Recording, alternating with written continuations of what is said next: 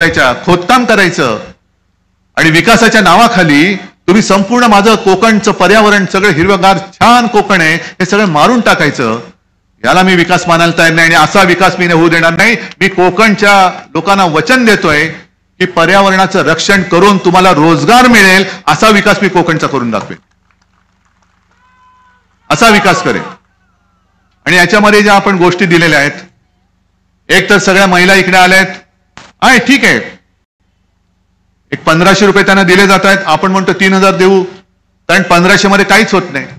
3000 मध्ये सुद्धा तसं काही होईल असं वाटत नाही, कारण महागाई एवढी जोरात वाढते की 14 साली गॅस सिलेंडरचा भाव काय होता आणि आता किती आहे तो बघा बरं. काही गोष्टी आपल्याला कळतच नाही, त्याचे फटके पडल्यानंतर कळतायत. आता रुपयाचा भाव एवढा खाली गडगडत गडगडत गडगडत चाललेला आहे आणि डॉलर एवढा वाढलाय की पुढच्या काही दिवसामध्ये आपल्या देशाची अर्थव्यवस्था ही कोलमडेल की काय अशी परिस्थिती निर्माण झाली.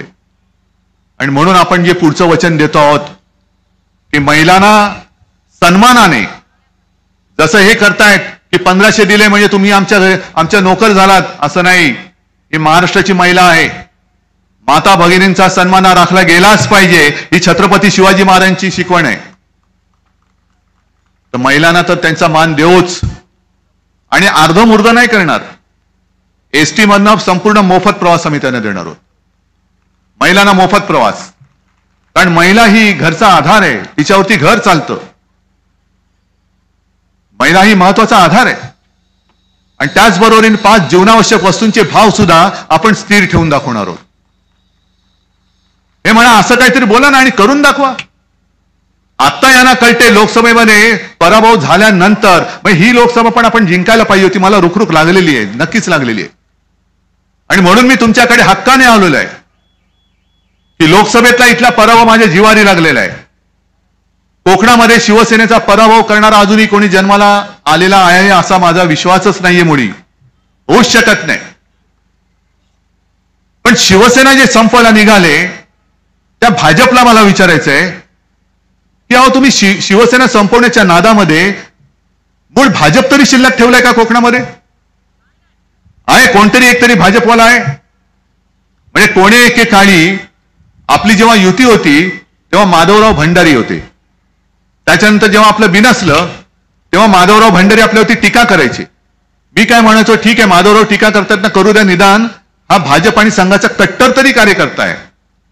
आता माधव भंडारी सुद्धा कुठे गेले काही माहित नाही आणि भलते सगळे उपरे यांच्या डोक्यावरती बसलेत आणि आपल्यावर म्हणजे शिवसेनेवरती टीका करायला सुद्धा यांना बाजार बुणगे लागतात. आणि काय तुमचं कोकणचं कल्याण करणार? हे फक्त स्वतःचं आणि स्वतःच्या पोरांचं आणि पुढच्या पिढ्यांचं हे कल्याण करतायत, बाकीच्यांची सगळी विल्हेवाट. आणि त्याच्यासाठी मी आज आलेलो.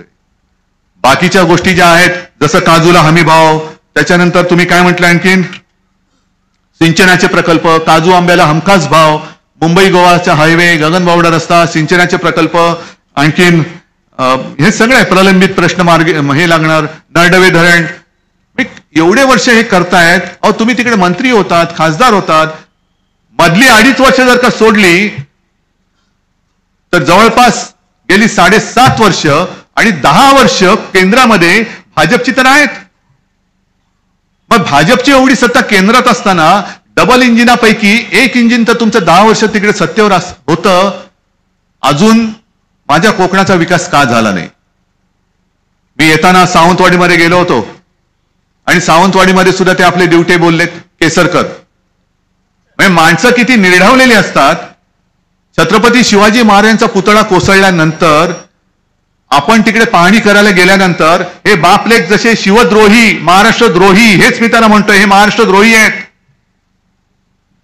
जे भाजपची चाकरी करतायत आणि माझा महाराष्ट्र लुटून गुजरातला नेणाऱ्याला मदत करतायत ते सगळे महाराष्ट्रद्रोही आहेत.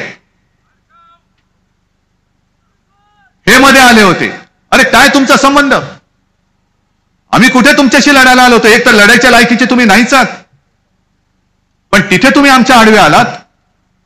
आणि तिथले सावंतवाडीचे दुसरे ते नतद्रष्ट, मी त्यांना नतद्रष्ट का बोललो?